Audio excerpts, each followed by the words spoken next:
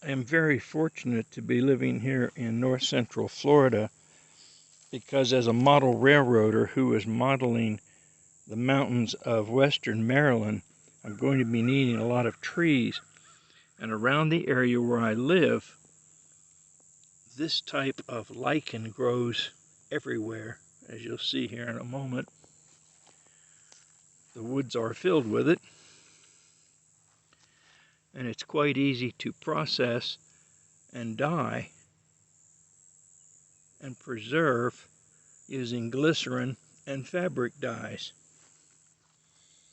I will be doing a couple of short videos about how to do this and turn the wild plant we see here, which is reindeer moss or lichen, into beautiful trees for your model railroad.